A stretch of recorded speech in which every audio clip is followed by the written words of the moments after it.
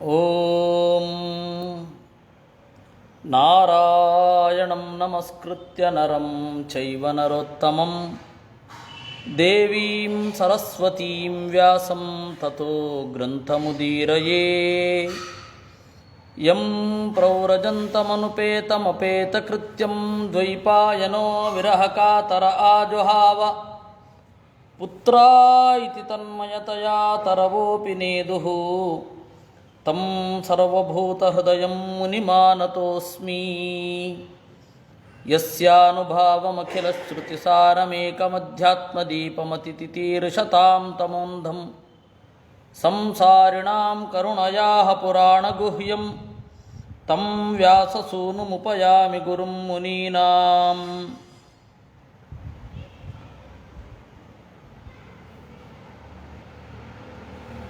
ಮಾತರ್ಮೇ ಮಾತರಿಶ್ವನ್ನ ಪಿತುರತಲಗುರೋ ಭ್ರಾತರಿಷ್ಟಾಪ್ತಬಂಧೋ ಸ್ವಾಮಿನ್ ಸರ್ವಾಂತರಾತ್ಮನ್ನ ಜರಜರಯಿತರ್ಜನ್ಮ ಮೃತ್ಯಾಮಯಾನಾಂ. ಗೋವಿಂದೇ ದೇಹಿ ಭಕ್ತಿಂ ಭವತಿ ಚ ಭಗವನ್ನೂರ್ಜಿತಾಂ ನಿರ್ನಿಮಿತ್ತಾಂ ನಿರ್ವ್ಯಾಜಾಂ ನಿಶ್ಚಲಾಂ ಸದ್ಗುಣಗಣಬೃಹತೀಂ ಶಾಶ್ವತೀಮಾಶುದೇವಾ. ಅಂಗೋಪಾಂಗಾಯುಧಾಕಲ್ಪೈಃ ಭಗವಾನ್ಸ್ತಚ್ಚತುಷ್ಟಯಂ ಬಿಭರ್ತಿ ಸ್ಮ ಚತುರ್ಮೂರ್ತಿಃ ಭಗವಾನ್ ಹರಿರೀಶ್ವರಃ. ದೇವರನ್ನು ಪೂಜೆ ಮಾಡುವಾಗ ಅಂಗ, ಉಪಾಂಗ, ಆಯುಧ, ಆಕಲ್ಪ. ಅಂಗ ಹೇಳಿದರೆ ಅವನ ಸ್ವರೂಪಭೂತವಾದ ಮೈ ಮೊದಲಾದವುಗಳು. ಉಪಾಂಗ ಅಂತ ಹೇಳಿದರೆ ಅವನ ಪರಿವಾರ ದೇವತೆಗಳು. ಆಯುಧ ಅಂತಂದರೆ ತನ್ನ ಐಶ್ವರ್ಯವನ್ನು ಅವನು ತೋರಿಸಲಿಕ್ಕಾಗಿ, ತನ್ನ ಶಕ್ತಿಯನ್ನು ತೋರಿಸಲಿಕ್ಕಾಗಿ ಸಾಂಕೇತಿಕವಾಗಿ ಯಾವ ಆಯುಧವನ್ನು ಇಟ್ಟುಕೊಂಡಿದ್ದಾನೆ ಅದು ಆಯುಧ ಅನ್ನೋದು ಸಾಂಕೇತಿಕ. ನನಗೆ ಈ ರೀತಿಯಾದ ಶಕ್ತಿ ಇದೆ ಅಂತ ನಮಗೆ ಕನ್ವಿನ್ಸ್ ಮಾಡಲಿಕ್ಕಷ್ಟೇ ವಿನಃ ಅವನಿಗೆ ಆಯುಧ ಬೇಡ. ಅದರಿಂದಾಗಿ ಆಯುಧವನ್ನು ಚಿಂತನೆ ಮಾಡಬೇಕು. ಇನ್ನು ಆಕಲ್ಪ. ಆಕಲ್ಪ ಹೇಳಿದರೆ ಸೌಂದರ್ಯ. ಆಭರಣದ ಹಿನ್ನೆಲೆಯಲ್ಲಿ ದೇವರ ಸೌಂದರ್ಯವನ್ನು ನಾವು ಚಿಂತನೆ ಮಾಡುವುದು. ಇದೆಲ್ಲವನ್ನು ಅಂಗ, ಉಪಾಂಗ, ಆಯುಧ, ಆಕಲ್ಪ ಈ ನಾಲ್ಕನ್ನು ಚಿಂತನೆ ಮಾಡಬೇಕು ಅಂತ. ವಸ್ತುತಃ ಪ್ರತಿಯೊಬ್ಬ ದೇವತೆಗೂ ಕೂಡ ಪೂಜೆ ಮಾಡುವುದು ಅಂತ ಹೇಳಿದರೆ ಈ ನಾಲ್ಕನ್ನು ಚಿಂತಿಸಿಯೇ ಮುಂದೆ ಸಾಗಬೇಕು. ಅದರಿಂದಾಗಿ ಅಂಗ, ಉಪಾಂಗ, ಆಯುಧ, ಆಕಲ್ಪ ಅಂತನ್ನೋದು ಪ್ರತಿಯೊಬ್ಬ ದೇವತೆಗಳ ಚಿಂತನೆಯಲ್ಲಿಯೂ ಬರುತ್ತೆ. ಆದರೆ ಕೆಲವೊಂದು ದೇವತೆಗಳನ್ನು ಚಿಂತನೆ ಮಾಡುವಾಗ ಇಷ್ಟೊಂದು ಆಭರಣಗಳಿರೋದಿಲ್ಲ. ದೇವರನ್ನು ನಾವು ಪೂಜಿಸುವಾಗ ಅಂದರೆ ನಾರಾಯಣನ ಪೂಜೆಯನ್ನು ಸಲ್ಲಿಸುವಾಗ ಸುಮಾರು 30ಕ್ಕೂ ಹೆಚ್ಚು ಆಭರಣಗಳನ್ನು ದೇವರ ಜೊತೆಯಲ್ಲಿಯೇ ಚಿಂತನೆ ಮಾಡಬೇಕಾಗತ್ತೆ. ಅದರ ಅರ್ಥ ಏನು ಅಂತಂದರೆ ಆ ದೇವರ ಸೌಂದರ್ಯ, ಆ ಸೌಂದರ್ಯವನ್ನು ಆಭರಣದ ಮಾಧ್ಯಮದಲ್ಲಿ ಚಿಂತನೆ ಮಾಡುವುದು ಅಂತ ಅರ್ಥ. ನೀವು ನಾರಾಯಣನ ಮೂರ್ತಿಗಾಗಬೇಕಾದ್ರೆ ಎಲ್ಲ ಆಭರಣಗಳನ್ನು ಚಿಂತನೆ ಯಾವಾಗಲೂ ಮಾಡಬೇಕು. ಅವನು ವೇದವ್ಯಾಸ ರೂಪದಲ್ಲಿರಲಿ, ದತ್ತನ ರೂಪದಲ್ಲಿರಲಿ, ಕಪಿಲನ ರೂಪದಲ್ಲಿರಲಿ, ನಾರಾಯಣನ ರೂಪದಲ್ಲಿರಲಿ, ಅಂದರೆ ಪಂಚರಾತ್ರವನ್ನು ರಚನೆ ಮಾಡಿದ ಬದರೀನಾರಾಯಣನ ರೂಪದಲ್ಲಿಯೂ ಕೂಡ ಈ ಎಲ್ಲವನ್ನೂ ಚಿಂತಿಸತಕ್ಕದ್ದು. ಈ ಹಿನ್ನೆಲೆಯಲ್ಲಿ ನಾವು ಯಾವ ರೀತಿ ಯೋಚನೆ ಮಾಡಬೇಕು? ತಂತ್ರಶಾಸ್ತ್ರ ಅಂದರೆ ಪಂಚರಾತ್ರದ ಹಿನ್ನೆಲೆಯಲ್ಲಿ ಭಾಗವತದಲ್ಲಿ ನಿರೂಪಣೆ ಮಾಡೋದು. ನೀವು ದೇವರನ್ನು ಹೇಗೆ ಪೂಜೆ ಮಾಡಬೇಕು. ಯಾಕೆಂದರೆ ಪೂಜೆ ಅನ್ನೋದು ಒಂದು ದೊಡ್ಡ ವಿಜ್ಞಾನ. ಪೂಜೆ ಮಾಡುವಾಗ ಈ ಎಲ್ಲ ಶಾಸ್ತ್ರಗಳೂ ಕೂಡ ಅಡಕವಾಗಿಯೇ ಇದೆ. ಪ್ರತಿಯೊಂದು ಶಾಸ್ತ್ರವೂ ಕೂಡ ಪೂಜೆಯಲ್ಲಿ ಅಡಕಗೊಂಡಿರುತ್ತೆ. ಒಳ್ಳೆ ಚಂದ ಮಾಡಿ ಪೂಜೆ ಮಾಡಿದರೆ ಅದೊಂದು ಕಲಾವಿದ ಚಿತ್ರ ಬರೆದ ಹಾಗಿರುತ್ತೆ.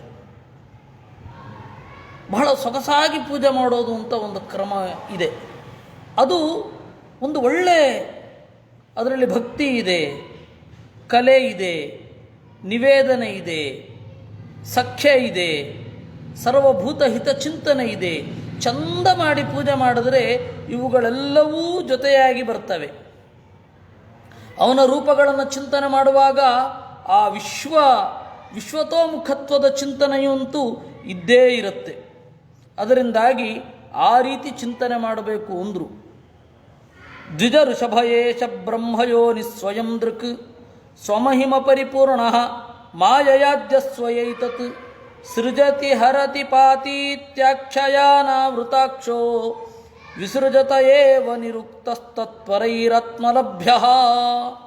ದ್ವಿಜಋಷಭ, ಈ ಪರಮಾತ್ಮ ವೇದವ್ಯಾಸನಾಗಿ ಅರಿವನ್ನು ನೀಡುವವ, ಬ್ರಹ್ಮಯೋನಿಹಿ ವೇದವನ್ನು ಜಗತ್ತಿಗೆ ಕೊಟ್ಟು ಅರಿವನ್ನು ಕೊಡಿಸುವವ, ಸ್ವಯಂದೃಕ್ ಅವನಿಗೆ ವೇದವೂ ಬೇಡ, ಹಾಗೆಯೇ ಎಲ್ಲವನ್ನು ತಿಳಿಯಬಲ್ಲ, ಸ್ವಮಹಿಮ ಪರಿಪೂರ್ಣ ಅವನ ಮಹಿಮೆ ಅವನ ಸ್ವರೂಪ, ಮಾಯಯಾದ್ಯ ಸ್ವಯೈತತ್ ಮಾಯಯ ಸ್ವಯ ಆದ್ಯ ತನ್ನ ಶಕ್ತಿಯಿಂದ ಎಲ್ಲದರಲ್ಲಿ ಮೊದಲಿಗ, ಸೃಜತಿ ಹರತಿ ಪಾತೀತ್ಯಾಕ್ಷಯಾನಾವೃತಾಕ್ಷ ಸೃಜತಿ ಸೃಷ್ಟಿ ಮಾಡ್ತಾನೆ, ಹರತಿ ನಾಶ ಮಾಡ್ತಾನೆ, ಈ ಸೃಷ್ಟಿ ಪ್ರಳಯಗಳ ನಡುವೆ ಪಾತಿ ರಕ್ಷಣೆ ಮಾಡ್ತಾನೆ.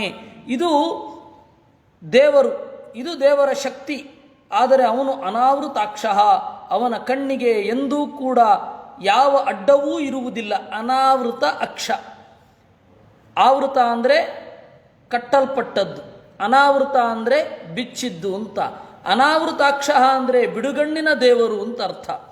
ವಿಸೃಜತ ಇವ ನಿರುಕ್ತ ತತ್ತರೈರಾತ್ಮಲಭ್ಯ, ಅವನು ಈ ಜಗತ್ತನ್ನು ಬಿಟ್ಟ ಅಂತ ಕಾಣುತ್ತೆ.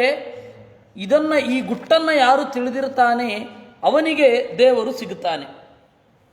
ಶ್ರೀಕೃಷ್ಣ ಕೃಷ್ಣ ಸಖ ವೃಷ್ಣಿವೃಚಾವನಿಧೃಗ್ರಾಜನ್ಯ ವಂಶದಹನ ಅಮರ ವಂದ್ಯ ವೀರ್ಯ ಗೋವಿಂದ ಗೋದ್ವಿಜ ಸುರಾರ್ತಿ ಹರಾವತಾರ ತೀರ್ಥಶ್ರವ ಶ್ರವಣ ಮಂಗಳ ಪಾಹಿ ಭೃತ್ಯಾನ್. ಶ್ರೀಕೃಷ್ಣ ಎಲ್ಲರಿಂದ ಮಿಗಿಲಾದವನೇ, ಕೃಷ್ಣ ಸಖ ಅರ್ಜುನನ ಗೆಳೆಯನೇ, ವೃಷ್ಣಿವೃಷ ಯಾದವರಲ್ಲಿ ಅಗ್ರಗಣ್ಯನೇ, ಅವನಿಧೃಗ್ರಾಜನ್ಯ ವಂಶದಹನ ನೆಲಕ್ಕೆ ಕೇಡು ಬಗೆಯುವ ದೊರೆಗಳೆಂಬ ಮರಗಳನ್ನು ಕಾಡುವ ಕಾಡ್ಗಿಚ್ಚಿನಂತವನೇ, ಅಪವರ್ಗ ವೀರ್ಯ ಎಲ್ಲರಿಗೂ ಮೀರಿದ ಸಾಮರ್ಥ್ಯದವನೇ ಗೋವಿಂದ, ವೇದಗಳಿಂದ ಪ್ರತಿಪಾದ್ಯನೇ, ಗೋದ್ವಿಜ ಸುರಾರ್ತಿ ಹರಾವತಾರ ಗೋವುಗಳಿಗೆ ಬ್ರಾಹ್ಮಣರಿಗೆ ಸಂಕಟವನ್ನು ಅಪಹಾರ ಮಾಡಲಿಕ್ಕಾಗಿ, ಸಂಕಟವನ್ನು ಪರಿಹರಿಸಲಿಕ್ಕಾಗಿ ಮೇಲ್ಗಡೆಯಿಂದ ಕೆಳಗಿಳಿದು ಬರುವವ ಅವತಾರ. ತೀರ್ಥಶ್ರವ, ನಿನ್ನ ಕೀರ್ತಿಯನ್ನು ಕೇಳಿದರೆ ನಮ್ಮ ಮನಸ್ಸಿನ ಒಳಗೆ ತೊಳೆದಂತೆ ಆಗ್ತದೆ. ಶ್ರವಣ ಮಂಗಳ, ಕೇಳುವುದರಿಂದ ನಮ್ಮನ್ನು ತೊಳೆಯುವವನೇ. ಭೃತ್ಯಾನ್ ಪಾಹಿ, ನಿನ್ನ ದಾಸರನ್ನು ಅನವರತವೂ ಕಾಪಿಡು. ಯ ಇದಂ ಕಲ್ಯ ಉತ್ಥಾಯ ಮಹಾಪುರುಷಲಕ್ಷಣಂ ತಚ್ಚಿತ್ತ ಪ್ರಯತೋ ಜಪ್ತ್ವಾ ಬ್ರಹ್ಮವೇದ ಗುಹಾಚಯಂ. ಈ ಮಂತ್ರವನ್ನು ಬೆಳಗ್ಗೆ ಎದ್ದು ನೆನಪಿಸಿಕೊಂಡವ ತನ್ನ ಒಳಗಡೆ ಇರುವ ದೇವರನ್ನು ಕಾಣುತ್ತಾನೆ ಅನ್ನುವಲ್ಲಿಗೆ ದ್ವಾದಶ ಸ್ಕಂಧೆ ದಶಮೋಧ್ಯಾಯ, 12ನೆಯ ಸ್ಕಂಧದಲ್ಲಿ 10ನೆಯ ಅಧ್ಯಾಯ. ಶುಕೋ ಯದಾಹ ಭಗವಾನ್ ವಿಷ್ಣುರಾತಾಯಸ್ಯಂದನೆ ಸೌರೇ ಗಣೋ ಮಾಸಿ ಮಾಸಿ ನಾನಾ ವಸತಿ ಸಪ್ತಕಃ ತೇಷಾಂ ನಾಮಾನಿ ಕರ್ಮಾಣಿ ನಿಯುಕ್ತಾನಾಮಧೀಶ್ವರೈಃ ಬ್ರೂಹಿ ನ ಶ್ರದ್ಧದಾನಾನಾಂ ವ್ಯೂಹಂ ಸೂರ್ಯಾತ್ಮನೋ ಹರೇಃ. ಈ ರೀತಿ ಸೂತರು ಶೌನಕರು ಕೇಳಿದ ಪ್ರಶ್ನೆಗೆ ಉತ್ತರ ಕೊಟ್ಟರು, ಯಾವ ರೀತಿ ದೇವರನ್ನು ಪೂಜಿಸುವುದು ಅನ್ನುವುದಕ್ಕೆ. ಅದಾದ ಮೇಲೆ ಶೌನಕರು ಕೇಳಿದ್ರು, ಈ ಸೂತರು ಹೇಳಿದ ಪೂಜೆ ಎಲ್ಲರೂ ಮಾಡಬಹುದು, ಜಾತಿ ಮತಭೇದವನ್ನು ತೊರೆದು ಮಾಡಬಹುದು. ಅದರಲ್ಲಿ ಇದು ಪಂಚರಾತ್ರದಲ್ಲಿ ಹೇಳಿದ ಪೂಜೆ. ಈ ಪೂಜಾ ವಿಧಾನವನ್ನು ಹೇಳಿದ ಮೇಲೆ ಕೇಳಿದ್ರು, ಸರಿ ನೀವು ಪೂಜಾ ವಿಧಾನವನ್ನು ಹೇಳಿದಿರಿ, ನಮಗೆ ಪ್ರತ್ಯಕ್ಷವಾಗಿ ಕಾಣೋದು ಜಗತ್ತಿನ ಸೃಷ್ಟಿ ಸ್ಥಿತಿ ಲಯಗಳಿಗೆ ಸಾಕ್ಷಿಯಾಗಿ ನಿಂತಿರುವ ಸೂರ್ಯ. ಈ ಸೂರ್ಯನ ಒಳಗಡೆ ಇರುವ ದೇವರ ಬಗೆಗೆ ಹೇಳಿ, ದೇವರು ಸೂರ್ಯನ ಒಳಗಡೆ ನಿಂತು ಯಾವ ರೀತಿ ಕೆಲಸ ಮಾಡ್ತಾನೆ ಅನ್ನೋದ್ರ ಬಗ್ಗೆ ಹೇಳಿ, ಅವನ ಸುತ್ತ ಇರುವವರು ಯಾರು, ಅವರ ಹೆಸರುಗಳೇನು, ಅದೆಲ್ಲವನ್ನೂ ಕೂಡ ನಮಗೆ ಹೇಳಬೇಕು ಅಂತ ಶೌನಕರು ಕೇಳಿಕೊಂಡರು. ಸೂತರು ಹೇಳ್ತಾರೆ, ಅನಾದ್ಯ ವಿದ್ಯೆಯ ವಿಷ್ಣೋ ಆತ್ಮನಸ್ಸರ್ವದೇಹಿನಾಂ ನಿರ್ಮಿತೋ ಲೋಕತಂತ್ರೋಯಂ ಲೋಕೇಶು ಪರಿವರ್ತತೆ. ದೇವರಿಗಾಗಿ ನಿರ್ಮಿತವಾದ ಈ ಭಕ್ತರು, ದೇವರು ತನ್ನನ್ನು ತಿಳಿಯಲಿ ಅಂತ ಹೇಳಿ ಜನರಿಗೆ ಈ ದೇಹವನ್ನು ಕೊಟ್ಟು ಈ ದೇಹದ ಸುತ್ತ ಈ ತರಹದ ಪ್ರಪಂಚವನ್ನು ವಿನ್ಯಾಸ ಮಾಡಿದ್ದಾನೆ. ಏಕ ಏವ ಹಿ ಲೋಕಾನಾಂ ಸೂರ್ಯ ಆತ್ಮಾಧಿಕೃದ್ಧರಿ ಸರ್ವವೇದ ಕ್ರಿಯಾ ಮೂಲ ಋಷಿಭಿರ್ಬಹುಧೋದಿತಃ. ದೇವರು ಸೂರ್ಯನ ಒಳಗಡೆ ಇದ್ದಾನೆ. ಆ ಸೂರ್ಯನ ಒಳಗಡೆ ಇರುವ ದೇವರನ್ನು ಸೂರ್ಯ ಅಂತ ಕರೀತಾರೆ. ಸೂರ್ಯ ಅನ್ನುವ ಶಬ್ದ ಪೂರ್ತಿ ಅನ್ವರ್ಥವಾಗೋದು ದೇವರಿಗೇನೆ. ಯಾಕೆ ಅಂದರೆ ಸೂರಿ ಅಂತಂದರೆ ವಿದ್ವಾಂಸರು, ಜ್ಞಾನಿಗಳು ಅಂತ ಅರ್ಥ. ಸೂರಿ ಜ್ಞಾನಿಗಳಿಂದ ಗಮ್ಯ, ಅವನು ಸೂರ್ಯ. ಈ ಸೂರ್ಯ ಜ್ಞಾನಿಗಳಿಂದ ಮಾತ್ರ ಗಮ್ಯ ಅಲ್ಲ, ಅಜ್ಞಾನಿಗಳು ಇವನ ಶಾಖವನ್ನು ಅನುಭವಿಸಬಹುದು. ಅದರಿಂದಾಗಿ ನಿಜವಾಗಿ ಸೂರ್ಯ ಶಬ್ದ ವಾಚ್ಯತ್ವ ಅನ್ನೋದು ಅವನು ಒಳಗಡೆಗೆ ಇರುವ ದೇವರಲ್ಲೇ ಇರುವಂಥದ್ದು. ಅದರಿಂದಾಗಿ ಸೂರ್ಯ. ಇನ್ನೊಂದು ಆದಿತ್ಯ ಅಂತ, ಆದಿಕೃತ್, ಎಲ್ಲರಿಗೂ ಮೊದಲಿಗನಾಗಿ ಇರುವವ. ಸರ್ವವೇದ ಕ್ರಿಯಾಮೂಲಂ, ಎಲ್ಲ ವೇದಗಳ ಮೂಲ, ಎಲ್ಲ ಕ್ರಿಯೆಗಳ ಮೂಲ. ಋಷಿಭಿ ಬಹುಧೋದಿತಃ, ಋಷಿಗಳೆಲ್ಲ ಬೇರೆ ಬೇರೆ ರೀತಿಯಾಗಿ ಆ ಸೂರ್ಯನ ಒಳಗಡೆ ಇರುವ ದೇವರನ್ನು ಸ್ತೋತ್ರ ಮಾಡ್ತಾ ಇರ್ತಾರೆ. ಕಾಲೋ ದೇಶ ಕ್ರಿಯಾಕರ್ತ ಕರಣಂ ಕಾರ್ಯಮಾಗಮಃ ದ್ರವ್ಯಂ ಫಲಮಿತಿ ಬ್ರಹ್ಮನ್ ನವದೋಕ್ತೋ ಜಯಾ ಹರಿಹಿ. ಈ ಸೂರ್ಯ ರೂಪದಲ್ಲಿ, ಸೂರ್ಯಮಂಡಲದ ಒಳಗಡೆ ನಿಂತು ದೇವರು ಈ ಜಗತ್ತಿಗೆ ಮೂಲಭೂತವಾದ ವ್ಯವಸ್ಥೆಗಳನ್ನು ಯಾವ ರೀತಿ ಮಾಡಿದ್ದಾನೆ ಅಂದರೆ 9 ರೀತಿ ಮಾಡಿದ್ದಾನಂತೆ. ಕಾಲ, ಮುಖ್ಯವಾಗಿ ಕಾಲದ ವ್ಯವಸ್ಥೆ. ಸೂರ್ಯನ ತೋರ್ಕೆ ಮತ್ತು ಕಣ್ಮರೆಯಾಗುವಿಕೆ, ತೋರಿಕೆ ಮತ್ತು ಕಣ್ಮರೆಗಳ ನಡುವೆಯೇ ಕಾಲ ಅನ್ನೋದಿರೋದು. ನಾವು ಕಾಲವನ್ನು ಗುರುತಿಸೋದು ಸೂರ್ಯನ ತೋರಿಕೆ ಮತ್ತು ಕಣ್ಮರೆ, ಇವುಗಳ ಮೇಲೇ. ಅದರಿಂದಾಗಿ ಕಾಲ ಅಂದರು. ದಿಕ್ಕಂತ ಹೇಳಿದ್ರೆ ನಮಗೆ ತೋರಿಸುವುದು, ವಸ್ತುವನ್ನು ತೋರಿಸುವುದು, ಆಧಾರ ಇದ್ದು, ಆಧಾರವಾಗಿದ್ದು ಅಂತ. ಹೀಗಾಗಿ ದೇಶ ಅಂತ ಹೇಳಿದ್ರೆ ದಿಕ್ಕಿಗೆ ಸಂಬಂಧಪಟ್ಟದ್ದೇ ದೇಶ. ಆ ದೇಶ ಏನಿದೆ ಅಲ್ಲಿ ವಿಭಾಗ, ಇದು ಪೂರ್ವ ಅಂದರೆ ಮೊದಲು, ಬೆಳಕಿನಿಂದ ಮೊದಲು ತೋರೋದು ಪೂರ್ವವೇ. ಆ ಪೂರ್ವ ಮೊದಲಾದರೆ ಪಶ್ಚಿಮ ಅಂದರೆ ನಂತರ, ಅಂದರೆ ಎದುರುಗಡೆ ಇರೋದು. ಪಶ್ಚಿಮ ಅಂದರೆ ನಂತರ ಅಂತಲೇ ಅರ್ಥ. ಮೊದಲು ತೋರೋದು ಪೂರ್ವ, ಪಶ್ಚಿಮ ಅಂದರೆ ನಂತರ. ಆಮೇಲೆ ದಕ್ಷಿಣ ಅಂತ ಕರೆಯೋದು. ಇನ ಅಂದರೆ ಸೂರ್ಯ. ಇನ, ಸೂರ್ಯ ಯಾವುದರ ಬಲಭಾಗದಲ್ಲಿದ್ದಾನೋ ಅದು ದಕ್ಷಿಣ, ಅಂದರೆ ಸೂರ್ಯನ ಎಡಭಾಗ ದಕ್ಷಿಣ ಅಂತ. ಇನ್ನು ಉತ್ತರ ಕಡೆಗೆ ಉಳಿದದ್ದು, ಕಡೆಯದ್ದು ಅಂತ. ನಾವು ಗುರುತಿಸುವುದರಲ್ಲಿ ಕಡೆಯದ್ದು ಅದು ಉತ್ತರ. ಕಡೆಯದ್ದು ಅಂತನ್ನೋ ಅರ್ಥದಲ್ಲಿ ಉತ್ತರ ಶಬ್ದ ಇದೆ. ಸೊ ಉತ್ತರ ಅಂದರೆ ಇದು ದೇಶ. ಆಮೇಲೆ ಮೂಲೆ ಬಿಡಿ. ಆ ಮೂಲೆಯನ್ನು ಇಂಗ್ಲೀಷರು ಮತ್ತು ಸಂಸ್ಕೃತದವರು ಬಹಳ ಒಂದೇ ರೀತಿಯಾಗಿ ಗುರುತಿಸ್ತಾರೆ. ಆಶ್ಚರ್ಯ. ಅವರು ಸೌತ್ ವೆಸ್ಟ್ ಅಂತಾರೆ, ನಾರ್ತ್ ವೆಸ್ಟ್ ಅಂತಾರೆ, ಈಸ್ಟ್ ವೆಸ್ಟ್ ಅಂತಾರೆ. ಆ ತರಹ ಅವರು ಹೇಳಿಕೊಂಡು ಹೋಗ್ತಾರೆ. ಸೌತ್ ಈಸ್ಟ್ ಅಂತ ಹೇಳ್ತಾರೆ. ಆ ಸೌತ್ ಈಸ್ಟನ್ನೇ ನಾವು ಆಗ್ನೇಯ ಅಂತ ಹೇಳ್ತೇವೆ. ಮತ್ತು ನಮ್ಮಲ್ಲಿಯೂ ಕೂಡ ಪ್ರಾಗುದೀಚಿ ಅಂತ ಹೇಳುತ್ತಾರೆ. ಎರಡು, ಪ್ರಾಕ್ ಮತ್ತು ಉದೀಚಿ ಮೂಲೆಯನ್ನು ಈ ರೀತಿ ಗುರುತಿಸೋದಿದೆ. ಅಂದಾಗಿ ದೇಶ. ಇನ್ನು ಕ್ರಿಯಾ, ಎಲ್ಲ ಕ್ರಿಯೆ ಏನಿದೆ ಅದು ಬೆಳಗ್ಗೆ ಏನು ಮಾಡಬೇಕು, ರಾತ್ರಿ ಏನು ಮಾಡಬೇಕು ಅಂತಲೇ ಕ್ರಿಯೆಯ ವಿಭಾಗ ಮೂಲಭೂತವಾಗಿ ಆಗಿರೋದು. ಇನ್ನು ಕರ್ತ, ಸರಿ ಯಾರು ಮಾಡೋದು, ಯಾರು ಏನು ಮಾಡಬೇಕು, ಕರ್ತೃ ಬೆಳಗ್ಗೆ ಹೇಗಿರಬೇಕು, ರಾತ್ರಿ ಹೇಗಿರಬೇಕು, ಬೆಳಗ್ಗೆ ಏನು ಮಾಡ್ತಾನೆ, ರಾತ್ರಿ ಏನು ಮಾಡ್ತಾನೆ, ಇದ್ರ ಮೇಲೇ ಡಿಪೆಂಡ್ ಆಗಿರೋದು. ಕಾರಣಂ, ಸರಿ ಬೆಳಗ್ಗೆ ಯಾವುದನ್ನು ಉಪಯೋಗಿಸ್ಬೇಕು, ರಾತ್ರಿ ಯಾವುದನ್ನು ಉಪಯೋಗಿಸ್ಬೇಕು. ಕಾರ್ಯಂ, ಏನು ಮಾಡಬೇಕು, ಕಾನೂನು, ಬೆಳಗ್ಗೆ ಇದನ್ನು ಮಾಡಬಹುದು, ರಾತ್ರಿ ಇದನ್ನು ಮಾಡಬೇಕು. ಅದು ಆಹಾರಕ್ಕೆ ಬಂದರೆ ರಾತ್ರಿ ಈ ರೀತಿ ಆಹಾರ ತಿನ್ನಿ, ಬೆಳಗ್ಗೆ ಈ ರೀತಿ ಆಹಾರ ತಿನ್ನಿ, ಈ ರೀತಿ.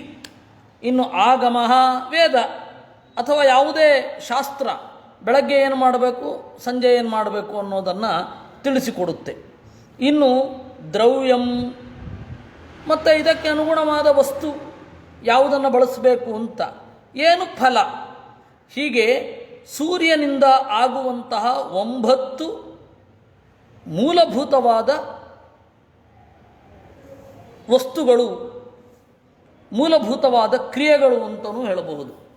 ಮಧ್ವಾದಿಷು ದ್ವಾದಶಸು ಭಗವಾನ್ ಕಾಲರೂಪಧೃಕ್ ಲೋಕತಂತ್ರಾಯ ಚರತಿ ಪೃಥಕ್ ದ್ವಾದಶಭಿರ್ಗುಣೈ. ಈ ಸೂರ್ಯ 12 ಮಾಸಗಳಲ್ಲಿ 12 ರೀತಿಯಾಗಿ ಸಂಚಾರ ಮಾಡ್ತಾನೆ. ಧಾತಾ ಕೃತಸ್ಥಲಿ ಹೇತಿ ವಾಸುಕಿ ರಥಕೃನ್ಮುನೆ ಪುಲಸ್ತ್ಯಸ್ತುಂಬುರುರಿತಿ ಮಧುಮಾಸಂ ನಯಂತ್ಯಮೀ. ಮಧುಮಾಸ ಅಂತಂದರೆ ಈಗ ನಾವು ಚೈತ್ರ ಮಾಸ ಅಂತ ಕರೆಯುವ ಹಾಗೆ. ಇದರಲ್ಲಿ ಧಾತ ಅಂತನ್ನುವ ಒಬ್ಬ ಆದಿತ್ಯ, ಕೃತಸ್ಥಲಿ ಅಂತ ಹೇಳಿ ಒಬ್ಬಳು ಅಪ್ಸರೆ, ಹೇತಿ ಅಂತ ಒಬ್ಬ ರಾಕ್ಷಸ, ವಾಸುಕಿ ಅಂತನ್ನುವ ನಾಗ, ಆಮೇಲೆ ರಥಕೃತ್ ಅಂತ ಹೇಳಿ ಒಬ್ಬ ಗಂಧರ್ವ, ಪುಲಸ್ತ್ಯ, ತುಂಬುರು, ಇಷ್ಟು ಜನ ಮಧುಮಾಸಂ ನಯಂತಿ, ವಸಂತ ಮಾಸದ ನಡೆಯನ್ನು ನಿಯಂತ್ರಿಸುತ್ತಾರೆ. ಅರ್ಯಮ ಪುಲಹ ಥೌಜಾ ಪ್ರಹೇತಿ ಪುಂಜಕಸ್ಥಲೀ ನಾರದ ಕಚ್ಚ ನೀರಶ್ಚ ನಯಂತೇತೆ ಸ್ಮ ಮಾಧವಂ. ಇನ್ನು ವೈಶಾಖ, ಮಾಧವ ಮಾಸ ಅಂತ ಕರೀತಾರೆ. ಅರ್ಯಮ ಅನ್ನುವ ಆದಿತ್ಯ, ಪುಲಹ ಅಂತನ್ನುವ ಋಷಿ, ಪ್ರಹೇತಿ ಎನ್ನುವ ರಾಕ್ಷಸ, ಇವರೆಲ್ಲ ಒಳ್ಳೆ ರಾಕ್ಷಸ ದೇಹದಲ್ಲಿ ಇದ್ದು ಸಾತ್ವಿಕ ಪ್ರಕೃತಿಯನ್ನು ಹೊಂದಿರುವವರು. ಹೇತಿ ಪ್ರಹೇತಿ ಅಂತ ಇಲ್ಲ. ಈ ಹೇತಿಯ ಬಗ್ಗೆ ನಿಮಗೆ ಮಹಾಭಾರತದಲ್ಲಿ 2 ಉಲ್ಲೇಖ ಸಿಗತ್ತೆ. ಒಂದು, ಕರ್ಣನ ತೊಡೆಯನ್ನು ಸೀಳಿ ಪರಶುರಾಮನಿಂದ ಶಾಪ ಕೊಡಿಸಿದವ. ಇನ್ನೊಂದು, ಇದೇ ಹೇತಿ ಕೀಚಕನನ್ನು ಮುಖ್ಯಪ್ರಾಣ ಕೊಟ್ಟ ಬಲದಿಂದ ಕೀಚಕನನ್ನು ಒದ್ದು ಅವನ ಹಗರಣ ಜಗತ್ತಿಗೆ ಬೆಳಕಿಗೆ ಬರುವಂತೆ ಮಾಡಿದವ. ಇವರೆಲ್ಲ ಮಾಸನಿಯಾಮಕರೂ ಹೌದು. ಹೀಗಾಗಿ ಪ್ರಹೇತಿ. ಇನ್ನು ಪುಂಜಕಸ್ಥಳಿ ಅಂತ ಒಬ್ಬಳು ಅಪ್ಸರೆ. ಈ ಅಪ್ಸರೆಯರು ನಾವು ಭಿನ್ನಾಣಗಿತ್ತಿಯರು, ನೀರುಮಯ್ಯ ಚಲುವೆಯರು, ಅವರು ಋಷಿಗಳನ್ನು ಕಾಡಲಿಕ್ಕೇನೆ ಇರೋದು ಅಂತ ಹೇಳಿ ನೋಡ್ತಾ ಇರ್ತೀವಿ ಪುರಾಣಗಳಲ್ಲಿ. ಆದರೆ ಇವರ ಕೆಲಸ ಬಹಳ ಮಹತ್ವದ್ದು. ಉರ್ವಶಿ ಮೊದಲಾದವರನ್ನು ನಾವು ಭಕ್ತಿಯಿಂದ ಚಿಂತನೆ ಮಾಡಿದರೆ ನಮಗೆ ಕಾಮಜಯವನ್ನು ಕೊಡ್ತಾರೆ, ಆಮೇಲೆ ಭಕ್ತಿಯನ್ನು ಉಂಟು ಮಾಡ್ತಾರೆ ಅಂತ ಇಲ್ಲಿ ಇರುವಂಥದ್ದು. ಹಾಗೆ ಇವಳೊಬ್ಬಳು ಅಪ್ಸರೆ, ಪುಂಜಕಸ್ಥಳಿ ಅಂತ. ಅದರಿಂದಾಗಿ ಅಪ್ಸರೆಯರ ಬಗ್ಗೆ ಯಾರೂ ಕೆಟ್ಟ ಮಾತು ಆಡಬಾರದು. ಅಕಸ್ಮಾತ್ ಅಜ್ಞಾನದಿಂದ ಗೊತ್ತಿರಲ್ಲ ನಮಗೆ, ಏಕೆಂದರೆ ಪುರಾಣಗಳ ಮೇಲುನೋಟದ ತೀರದಲ್ಲೇ ನಾವು ವಿಹಾರ ಮಾಡ್ತಾ ಇರ್ತೇವೆ. ಆ ತಾಯಂದಿರಿಗೆ ನಮ್ಮಿಂದ ಏನಾದರೂ ಅಪಚಾರ ಆಗಿದ್ದರೆ ಅದನ್ನು ಕ್ಷಮಿಸಲಿ ಅಂತ ಹೇಳಿ ನಾವು ಕೇಳ್ಕೊಳ್ಬೇಕು. ಯಾಕೆಂದರೆ ಸಾಧನೆಯಲ್ಲಿ ಅಪ್ಸರೆಯರ ಪಾತ್ರ ಬಹಳ ದೊಡ್ಡದು.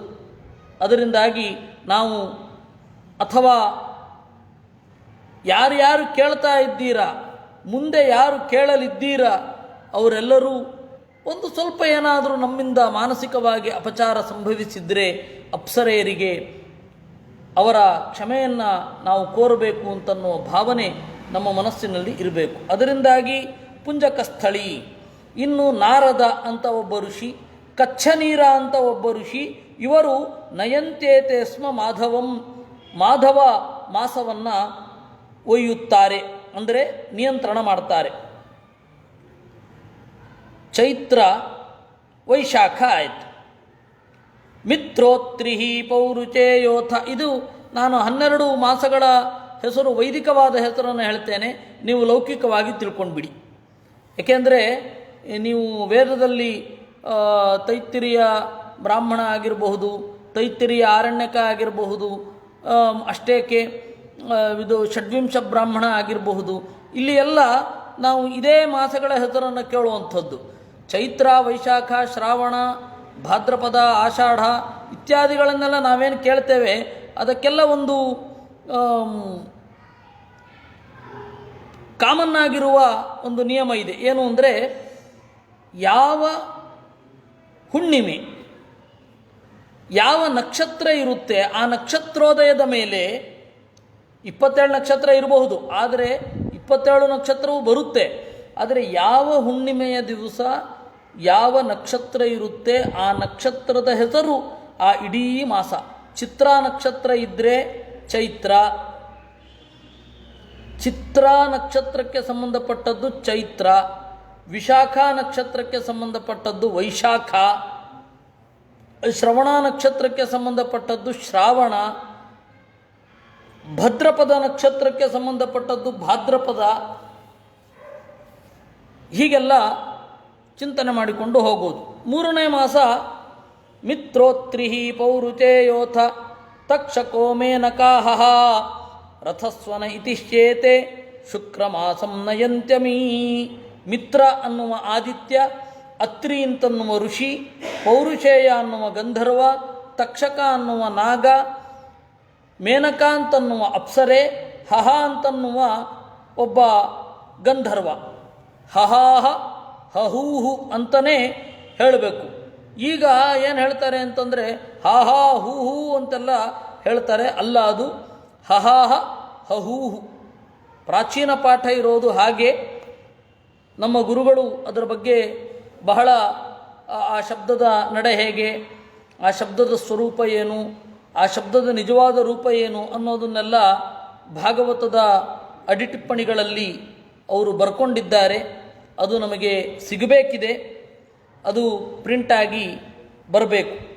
ಶುಕ್ರ, ಚಿತ್ರಸ್ವನ ಇವರೆಲ್ಲರೂ ಕೂಡ ಶುಚಿ ಮಾತಂ ನಯಂತ್ಯಮಿ, 3ನೆಯ ಮಾತವನ್ನು ನಿಯಂತ್ರಣ ಮಾಡ್ತಾರೆ. ವಸಿಷ್ಠೋ ವರುಣೋರಂಭಾ ಸಹಜನ್ಯಸ್ತಥಾಹೂ ಶುಕ್ರಶ್ಚಿತ್ರಸ್ವನಶ್ಚೈವ ಶುಚಿಮಾತಂ ನಯಂತ್ಯಮಿ. ವಸಿಷ್ಠ ಅನ್ನುವ ಋಷಿ, ವರುಣ ಅನ್ನುವ ಆದಿತ್ಯ, ರಂಭ ಮತ್ತು ಸಹಜನಿ ಅಂತನ್ನುವ ಅಪ್ಸರೆಯರು, ಹಹೂಹು ಅಂತನ್ನುವ ಗಂಧರ್ವ, ಶುಕ್ರ ಅನ್ನುವ ಗ್ರಹ, ಚಿತ್ರಸ್ವನ ಅಂತನ್ನುವ ಯಕ್ಷ ನಾಗ, ಇವರೆಲ್ಲರೂ ಶುಚಿಮಾಸವನ್ನು ಒಯ್ಯುತ್ತಾರೆ, ಅಂದರೆ ನಿಯಂತ್ರಣ ಮಾಡ್ತಾರೆ.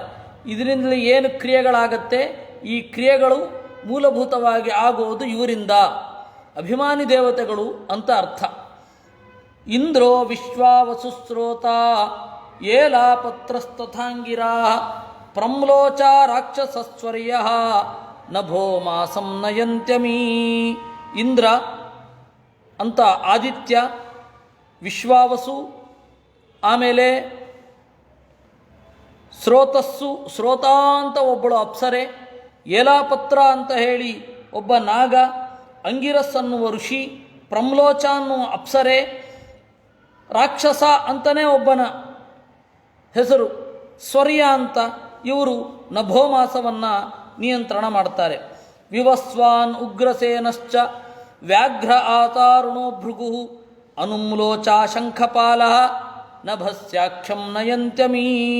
ವಿವಸ್ವಾನ್ ಅನ್ನುವ ಆದಿತ್ಯ, ಉಗ್ರಸೇನ ಅನ್ನುವ ಗಂಧರ್ವ, ವ್ಯಾಘ್ರ ಅನ್ನುವ ಒಬ್ಬ ದೈತ್ಯ, ಭೃಗು ಅನ್ನುವ ಋಷಿ, ಅನುಮ್ಲೋಚ ಅಂತನ್ನುವ ಒಬ್ಬಳು ಅಪ್ಸರೆ, ಶಂಖಪಾಲ ಅಂತನ್ನುವ ನಾಗ, ಇವರು ಒಂದು ಮಾಸವನ್ನು ನಿಯಂತ್ರಣ ಮಾಡ್ತಾರೆ. ಪೂಷಾ ಧನಂಜಯೋ ವಾತಃ ಸುಷೇಣ ಸುರುಚಿಸ್ತಥ ಘೃತಾಚಿ ಗೌತಮಶ್ಚೇತಿ ತಪೋ ಮಾಸಂ ನಯಂತ್ಯಮೀ. ಪೂಷನ್ ಅನ್ನುವ ಗಂಧರ್ವ, ಧನಂಜಯ ಅಂತನ್ನುವ ನಾಗ, ವಾತಃ ಅಂತನ್ನುವ ಒಬ್ಬ ರಕ್ಕಸ, ಸುರುಚಿ ಅಂತನ್ನುವ ಅಪ್ಸರೆ ಮತ್ತು ಘೃತಾಚಿ ಅಂತನ್ನುವವಳು ಮತ್ತು ಗೌತಮ ಅಂತನ್ನುವ ಋಷಿ, ಇವರು ತಪೋಮಾಸವನ್ನು ನಿಯಂತ್ರಣ ಮಾಡ್ತಾರೆ. ಋತುರ್ವರ್ಚ ಭರದ್ವಾಜ ಪರ್ಜನ್ಯಸ್ಯೇನಜಿತ್ ತಥಾ ವಿಶ್ವ ಐರಾವತಶ್ಚೈವ ತಪಸ್ಯಾಕ್ಷಂ ನಯಂತ್ಯಮೀ. ಋತು, ವರ್ಚ ಅಂತ ಒಬ್ಬಳು ಅಪ್ಸರೆ, ಭರದ್ವಾಜ ಅನ್ನುವ ಋಷಿ, ಪರ್ಜನ್ಯ ಅನ್ನುವ ಆದಿತ್ಯ, ಸೇನಜಿತ್, ವಿಶ್ವ, ಐರಾವತ ಅಂತನ್ನುವ ಒಬ್ಬ ನಾಗ, ಇವರು ತಪಸ್ಯ ಅಂತನ್ನುವ ಮಾಸವನ್ನು ನಿಯಂತ್ರಣ ಮಾಡ್ತಾರೆ. ಅಥಾಂಶು ಕಾಶ್ಯಪಸ್ತಾರ್ಕ್ಷ ಧೃತಸೇನಸ್ತಥೋರ್ವಶೀ ವಿದ್ಯುಚ್ಛಂಕುರ್ಮಹಾಶಂಖ ಸಹೋ ಮಾಸಂ ನಯಂತ್ಯಮೀ.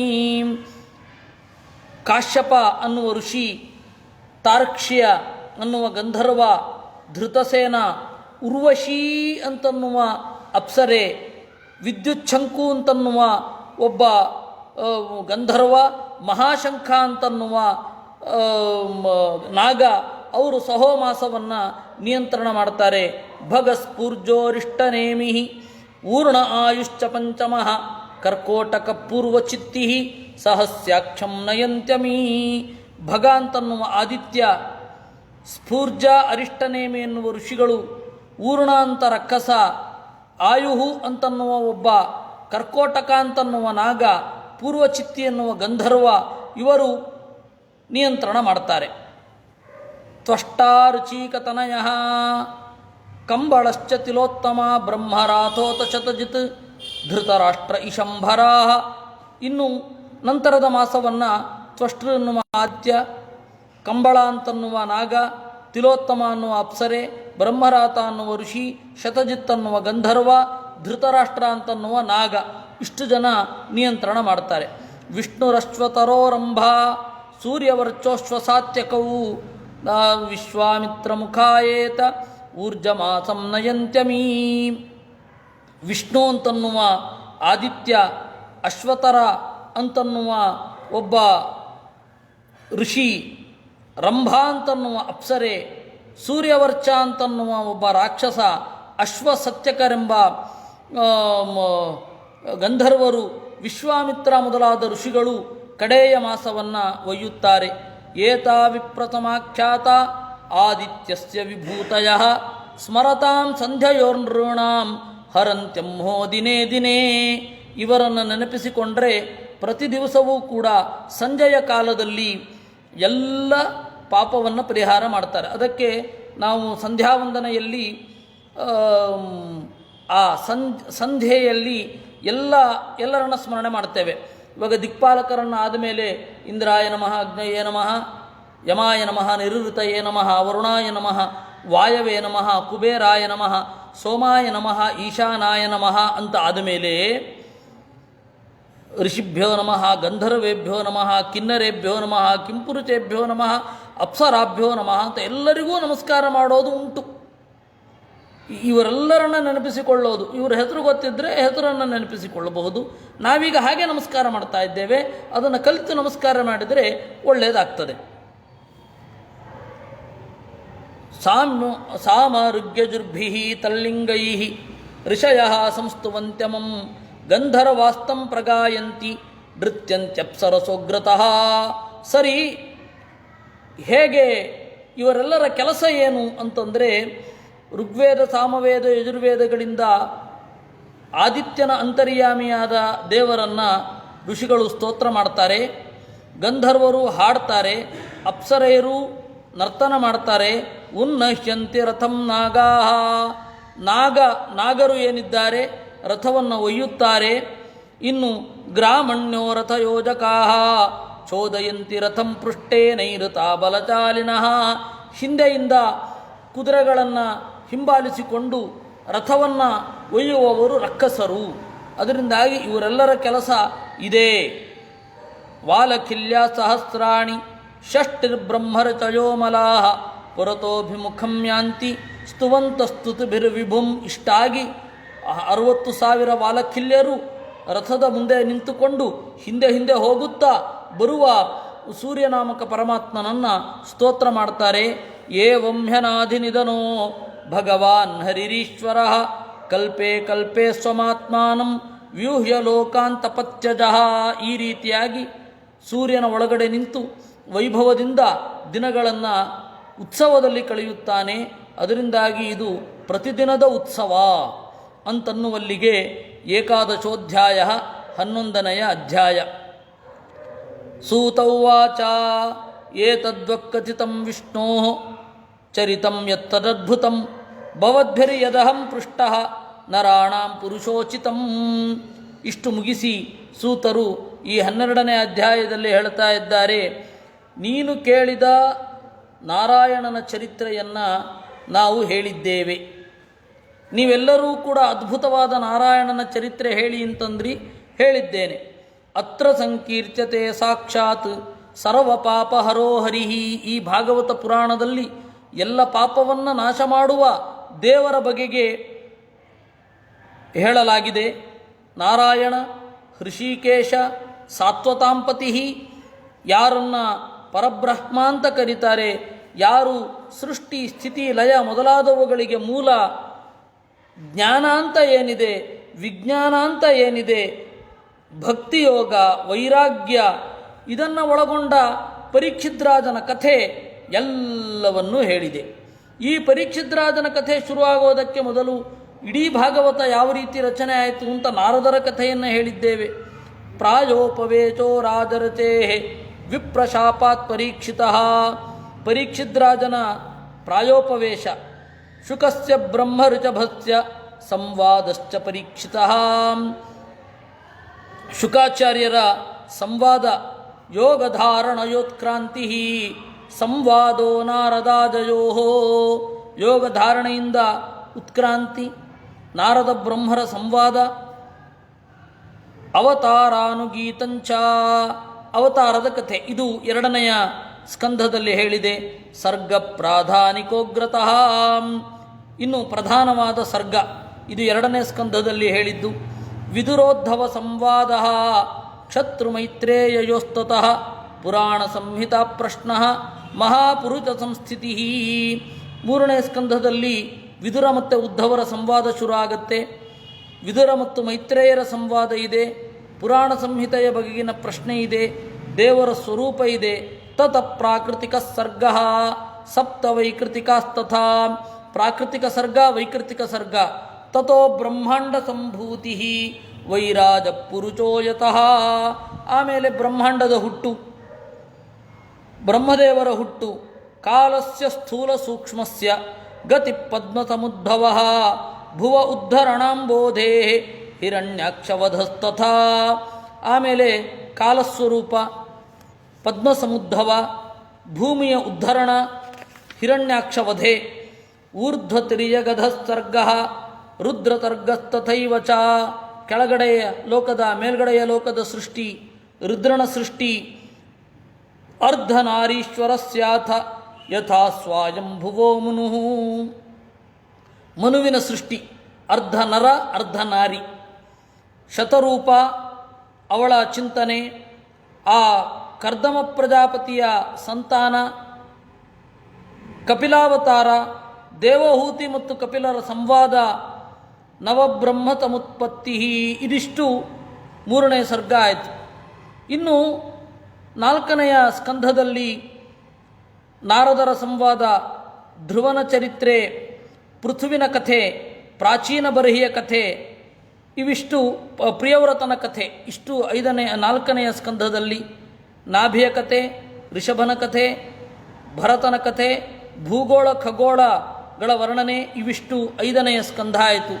ಅಜಾಮಿಳಸ್ಯ ಚರಿತಂ ಸರ್ವ ಪಾಪ ಪ್ರಣಾಶನಂ. ಆಮೇಲೆ ಅಜಾಮಿಳನ ಕಥೆ, ದಕ್ಷನ ಜನ್ಮ, ಪ್ರಚೇತಸರ ಆಖ್ಯಾನ, ಸಂತತಿ, ತ್ವಾಷ್ಟ್ರನ ಜನ್ಮ, ಆಮೇಲೆ ದ್ವಿತೀಯ ಮಕ್ಕಳು, ಮನ್ವಂತರದ ಕಥೆ, ಇವುಗಳೆಲ್ಲ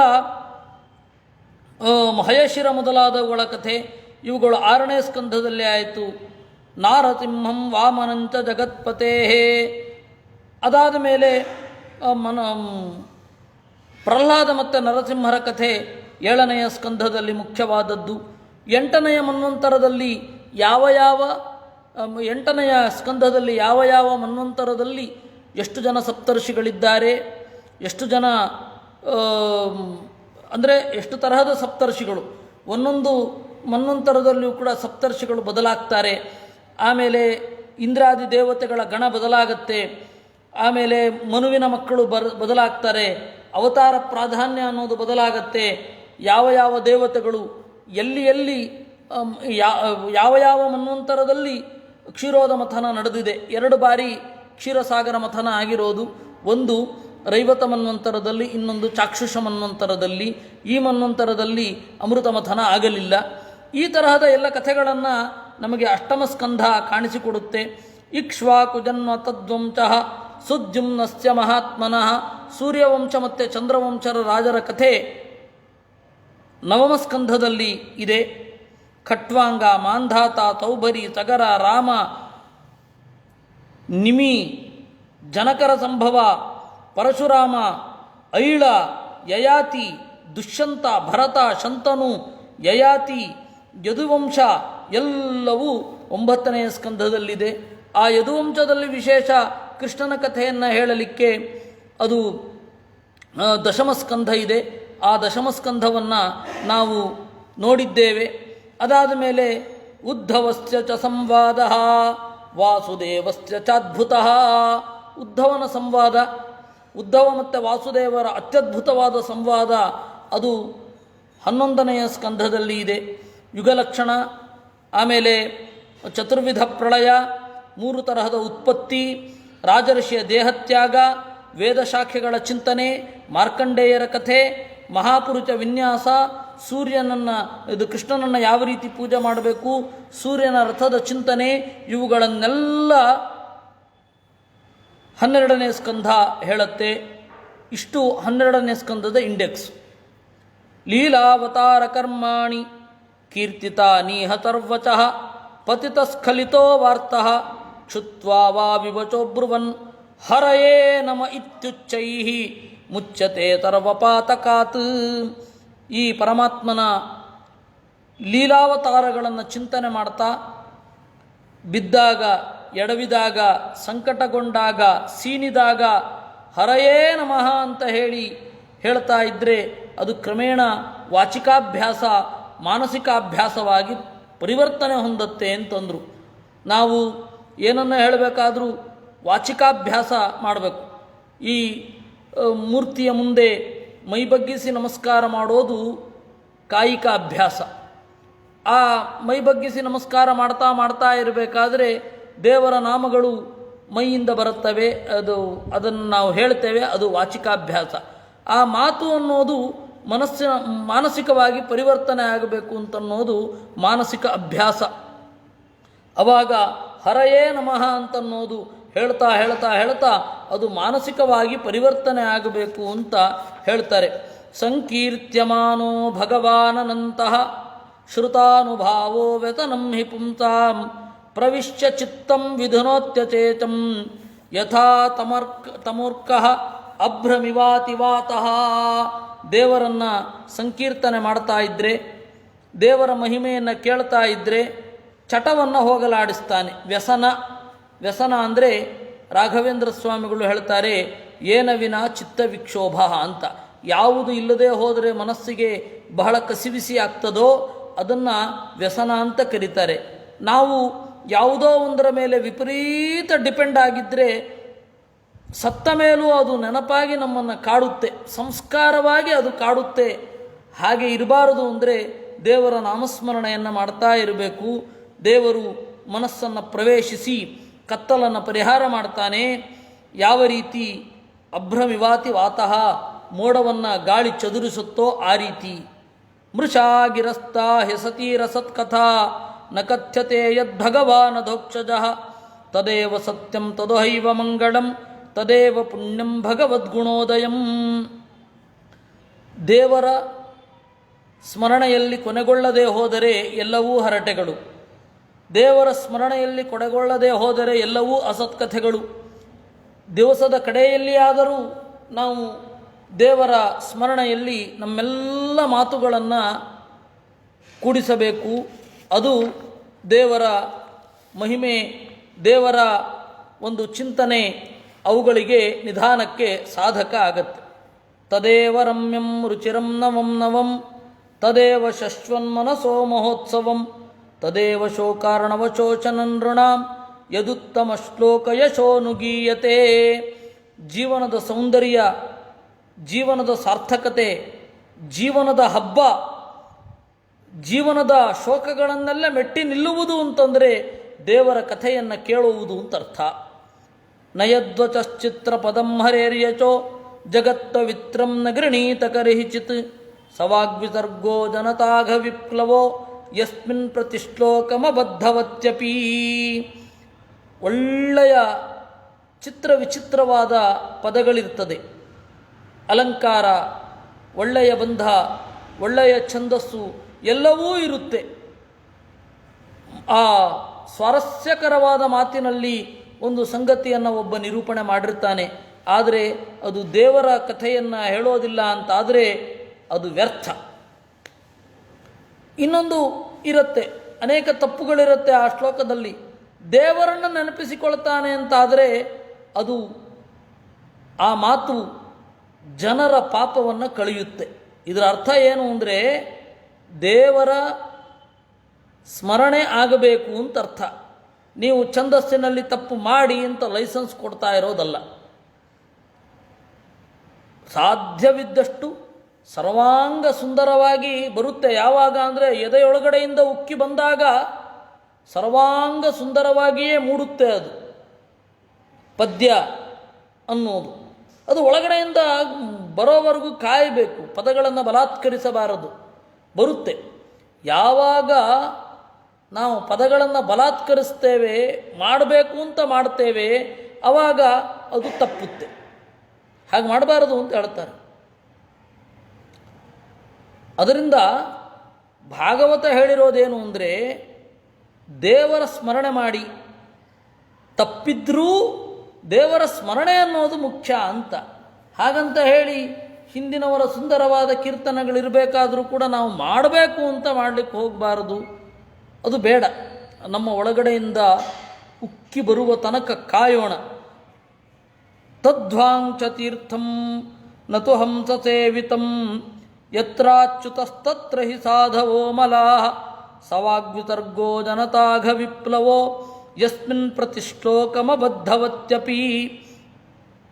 ತದ್ವಾಂಶ ತೀರ್ಥಂ, ಅದು ಕಾಗೆ ಮುಳುಗುವಂತಹ ಒಂದು ಮೋರೆ ಆಗತ್ತೆ. ಒಳ್ಳೆ ಚೆನ್ನಾದ ಪದ ಇದೆ, ಒಳ್ಳೆ ವಿನ್ಯಾಸ ಇದೆ, ಒಳ್ಳೆ ಕಥಾವಸ್ತು ಇದೆ, ಗ್ರಿಪ್ಪಿಂಗು ಸ್ಟೈಲ್ ಇದೆ. ಆ ನರೇಷನ್ನಲ್ಲಿ ನಿಮ್ಮನ್ನು ಮನಸ್ಸನ್ನೆಲ್ಲ ಹಿಡಿದಿಟ್ಕೊಂಡು ಬಿಡ್ತಾರೆ, ಎಲ್ಲ ಸರಿ. ಆದರೆ ದೇವರ ನಾಮಸ್ಮರಣೆ ಇಲ್ಲದೆ ಹೋದರೆ ಅಂಥದ್ದು ವ್ಯರ್ಥ. ನೈಷ್ಕರ್ಮ್ಯಮಪ್ಯಚ್ಯುತ ಭಾವವರ್ಜಿತಂ ನ ಶೋಭತೆ ಜ್ಞಾನಮಲಂ ನಿರಂಜನಂ ಕುತಃ ಪುನಶ್ಚಶ್ವದ ಭದ್ರಮೀಶ್ವರೇ ನ ಚಾರ್ಪಿತಂ ಕರ್ಮ ಯದಪ್ಯಕಾರಣಂ. ನೈಷ್ಕರ್ಮ್ಯಮಪಿ, ಪರೋಕ್ಷ ಜ್ಞಾನ ಇದೆ, ಶುದ್ಧವಾದ ಶಾಸ್ತ್ರಜ್ಞಾನ. ದೇವರ ಭಕ್ತಿ ಇಲ್ಲದೆ ಹೋದರೆ ಶೋಭಿಸುವುದಿಲ್ಲ.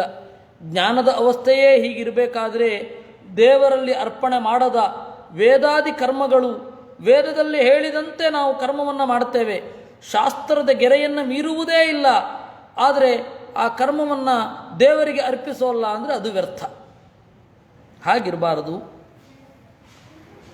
ಯಶಶ್ರಿಯಾಮೇವ ಪರಿಶ್ರಮಪರಃ ವರ್ಣಾಶ್ರಮಾಚಾರ ತಪಶ್ರುತಾದಿಚು ಅವಿಸ್ಮೃತಿ ಶ್ರೀಧರಪಾದ ಪದ್ಮಯೋ ಗುಣಾನುವಾದ ಶ್ರವಣಾದಿಭಿರಹರಿ. ಹೊರಗಡೆ ಏನು ಪೂಜೆಯನ್ನು ಮಾಡ್ತೇವೆ, ಆ ಪೂಜೆ ಅನ್ನೋದು ಗುಣಾನುವಾದದಲ್ಲಿ ಅಂತ್ಯವನ್ನು ಹೊಂದಬೇಕು. ಆ ಗುಣಾನುವಾದ ಅಂತನ್ನೋದು ನಮ್ಮ ಒಳಗಡೆ ದೇವರಲ್ಲಿ ಉತ್ಕಟವಾದ ಭಕ್ತಿಯನ್ನು, ವಿಶ್ವಾಸವನ್ನು ಮೂಡಿಸಬೇಕು. ಇದೇ ಕರ್ಮದ ಪ್ರಯೋಜನ. ಸತ್ವಸ್ಯ ಶುದ್ಧಿಂ ಪರಮಾಂಚ ಭಕ್ತಿಂ ಜ್ಞಾನಂಚ ವಿಜ್ಞಾನ ವಿರಾಗಯುಕ್ತಂ ಯೂಯಂ ದ್ವಿಜಾಗ್ರ್ಯಾಭತ ಭೂರಿಭಾಗಾ ಯಚ್ಛಶ್ವದಾತ್ಮನ್ಯಖಿಲಾತ್ಮಭೂತಂ. ನೀವು ಭಾಗ್ಯವಂತರು ಎಲೈ ಶೌನಕಾದಿ ಋಷಿಗಳೇ.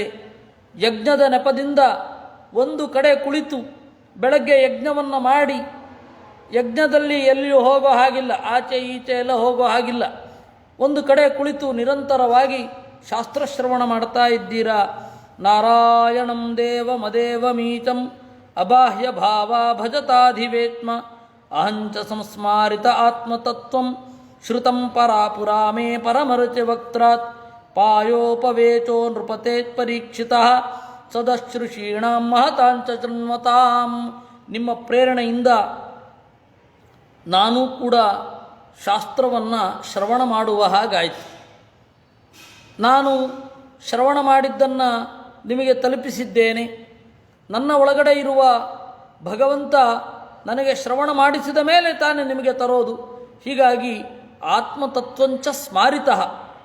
ನೀವು ಮಹಾತ್ಮರು ಕೇಳಿದಿರಿ, ನಮಗೆಲ್ಲ ಭಾಗವತ ಹೇಳು ಅಂತ. ಅದರ ನೆಪದಲ್ಲಿ ನಾನು ಚಿಂತನೆ ಮಾಡಿದ ಹಾಗಾಯಿತು. ನೀವು ಧನ್ಯರು. ಏತದ್ವಕ್ಕಥಿತಂ ವಿಪ್ರಾಹ ಕಥನೀಯೋರು ಕರ್ಮಣಃ ಮಾಹಾತ್ಮ್ಯಂ ವಾಸುದೇವಸ್ಯ ಸರ್ವಾಶುಭ ವಿನಾಚನಂ. ಹೀಗೆ ಎಲೈ ಹಾರವರೇ, ಶೌನಕಾದಿಗಳೇ, ವಾಸುದೇವನ ಮಹತ್ವವನ್ನು ನಿಮಗಾಗಿ ನಾನು ಹೇಳಿದ್ದೇನೆ. ಇದು ಸರ್ವಾಶುಭ ವಿನಾಚನಂ, ಎಲ್ಲ ಕೇಡನ್ನು ಆಚೆ ತಳ್ಳುವಂಥದ್ದು. ಯ ಏವಂ ಶ್ರಾವಯೇ ನಿತ್ಯಂ ಯಾಮಂ ಕ್ಷಣಮನನ್ಯಧೀಹಿ ಶ್ರದ್ಧಾವಾನ್ಯೋನುಚೃಣುಯಾತ್ ಪುನಃ ಪುನಾತ್ಯಾತ್ಮಾನಮೇವ ಸಹ. ಯಾರು ನಿತ್ಯವೂ ಒಂದು ಸ್ವಲ್ಪ ಹೊತ್ತು ಭಾಗವತವನ್ನು ಕೇಳಿದರೂ ಕೂಡ ಅವನ ಒಳಗು ಪರಿಶುದ್ಧವಾಗುತ್ತೆ. ದ್ವಾದಶ್ಯಾಂ ಏಕಾದಶ್ಯಾಂ ವಾ ಶೃಣ್ವನ್ ಆಯುಷ್ಯವಾನ್ ಭವೇತ್ ಪಠತ್ಯನಷ್ಟನ್ ಪ್ರಯತಃ ಪೂತೋ ಭವತಿ ಪಾತಕೀ. ದ್ವಾದಶಿಯಲ್ಲಿ ಅಥವಾ ಏಕಾದಶಿಯಲ್ಲಿ ಇದನ್ನು ಕೇಳ್ತಾ ಇದ್ದರೆ ಆಯುಷ್ಯ ಉಂಟಾಗತ್ತೆ. ಪಠನೆ ಮಾಡಿದರೆ, ಊಟವನ್ನು ಬಿಟ್ಟು ಪಠನೆ ಮಾಡಿದರೆ, ಏಕಾದಶಿ ಉಪವಾಸದಲ್ಲಿ ಪಠನೆ ಮಾಡಿದರೆ ಪೂತೋ ಭವತಿ, ತನ್ನನ್ನೇ ತಾನು ಶುದ್ಧಗೊಳಿಸಿಕೊಳ್ಳುತ್ತಾನೆ, ಎಲ್ಲ ಪಾಪವೂ ಪರಿಹಾರ ಆಗತ್ತೆ. ಪುಷ್ಕರೇ ಮಧುರಾಯಾಂಚ ದ್ವಾರವತ್ಯಾಂ ಯತಾತ್ಮವಾನ್ ಉಪೋಶ್ಚ ಸಂಹಿತಾಮೇತಾಂ ಪಠಿತ್ವಾ ಮುಚ್ಯತೆ ಭಯಾತ್. ಪುಷ್ಕರ ಕ್ಷೇತ್ರ ಮಧುರಾದಲ್ಲಿ ಮತ್ತು ದ್ವಾರಾವತಿಯಲ್ಲಿ ಇಂದ್ರಿಯ ನಿಗ್ರಹ ಮಾಡಿ ಉಪವಾಸ ಮಾಡಿಕೊಂಡು ಈ ಭಾಗವತವನ್ನು ಪಾರಾಯಣ ಮಾಡಿದರೆ ಎಲ್ಲ ಭಯದಿಂದ ಬಿಡುಗಡೆ ಹೊಂದುತ್ತಾನೆ.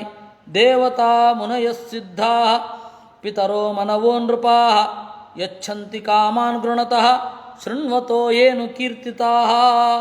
ದೇವತೆಗಳು, ಮುನಿಗಳು, ಸಿದ್ಧರು, ಪಿತೃದೇವತೆಗಳು, ಮನುಗಳು, ಚಕ್ರವರ್ತಿಗಳು ಎಲ್ಲರೂ ಕೂಡ ನೀವು ಭಾಗವತವನ್ನು ಪಠನ ಮಾಡೋದರಿಂದ ಸಂತುಷ್ಟರಾಗಿ ನಿಮಗೆ ಬೇಕಾದದ್ದನ್ನು ಕೊಡ್ತಾರೆ, ನಿಮಗೆ ಬೇಕಾದ ದಾರಿಯಲ್ಲಿ ಕರ್ಕೊಂಡು ಹೋಗ್ತಾರೆ. ರುಚೋ ಯಜೂಂಷಿ ಸಾಮಾನಿ ದ್ವಿಜೋಧೀತ್ಯಾನುವಿಂದತೆ ಮಧುಕುಲ್ಯಾಪಯಕುಲ್ಯಾ ಘೃತಕುಲ್ಯಾಶ್ಚ ತತ್ಫಲಂ. ಋಗ್ವೇದ, ಯಜುರ್ವೇದ, ಸಾಮವೇದವನ್ನು ಪಠನೆ ಮಾಡಿದರೆ ಏನು ಫಲ ಸಿಗತ್ತೆ, ಆ ಫಲ ಈ ಭಾಗವತವನ್ನು ಅರ್ಥಪೂರ್ವಕವಾಗಿ ಚಿಂತನೆ ಮಾಡಿದವನಿಗೆ ದ್ವಿಗುಣವಾಗತ್ತೆ. ಪುರಾಣ ಸಂಹಿತಾಮೇತಾಂ ಅತಿ ಅಧೀತ್ಯ ಪ್ರಯತೋ ದ್ವಿಜಃ ಪ್ರೋಕ್ತಂ ಭಗವತಾ ವಿಷ್ಣೋ ತತ್ಪದಂ ಪರಮಂ ವ್ರಜೇತ್. ಈ ಪುರಾಣ ಸಂಹಿತೆಯನ್ನು ಅಧ್ಯಯನ ಮಾಡಿದರೆ ಅವನು ಅಂತಿಮವಾದ ಫಲವನ್ನೇನು ಪಡೆಯೋದು ಅಂದರೆ ಪರಮಾತ್ಮನ ಅಡಿದಾವರೆಗಳನ್ನು ಸೇರುವುದು ಅಂತ ಅರ್ಥ. ವಿಪ್ರೋಧೀತ್ಯಾಪ್ನುಯಾತ್ ಪ್ರಜ್ಞಾಂ ರಾಜನ್ಯೋಂಬುಧಿ ಮೇಖಲಾಂ ವೈಶ್ಯೋಧನಾಧಿಪತ್ಯಂಚ ಶೂದ್ರಶುದ್ಧೇತ ಪಾತಕಾತ್. ಮೊದಲನೆಯವನು ಕೇಳಿದರೆ ಅರಿವನ್ನು ಹೊಂದುತ್ತಾನೆ. ಎರಡನೆಯವನು ಕೇಳಿದರೆ ದೇವರ ಎರಡನೆಯ ಮಗ ಕೇಳಿದರೆ ಅಂಬುಧಿ ಮೇಖಲಾಂ ರಾಜ್ಯವನ್ನು ಹೊಂದುತ್ತಾನೆ.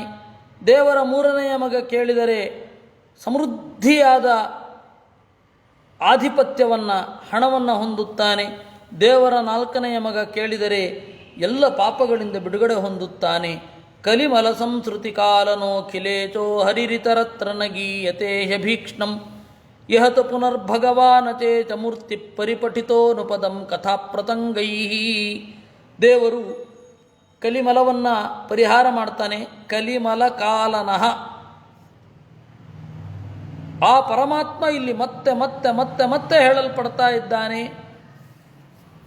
ಬೇರೆ ಗ್ರಂಥಗಳಲ್ಲಿ ದೇವರನ್ನು ಓದ್ತಾ ಓದ್ತಾ ಓದ್ತಾ ಮುಂದೆ ಮರ್ತು ಹೋಗುತ್ತೆ. ಯಾಕೆಂದರೆ ಅಷ್ಟು ಅಂತ ವಿಷಯಗಳಿರ್ತದೆ. ಮಹಾಭಾರತವನ್ನೇ ತೆಗೆದುಕೊಳ್ಳಿ, ನಾವು ಮಹಾಭಾರತದ ಕಥಾಪ್ರವಾಹದ ಅಲೆಯಲ್ಲಿ ಎಲ್ಲೆಲ್ಲೋ ಕೊಚ್ಕೊಂಡು ಹೊರಟೋಗಿರ್ತೀವಿ, ಮೇಲೆ ಕೆಳಗೆ ಎಲ್ಲೆಲ್ಲೋ ಹೊರಟು ಹೋಗ್ತೇವೆ. ಆದರೆ ಭಾಗವತದಲ್ಲಿ ಆ ರೀತಿಯಾದ ಒಂದು ಚದುರುವಿಕೆಗೆ ವೇದವ್ಯಾಸರು ಅವಕಾಶ ಮಾಡಿಕೊಡದೆ ಅನುಪದಂ, ಪ್ರತಿ ಭಾಗದಲ್ಲಿಯೂ ಕೂಡ ದೇವರನ್ನು ನೆನೆಯುವಂತೆ ಪದಗಳನ್ನು ಜೋಡಿಸಿಟ್ಟಿದ್ದಾರೆ.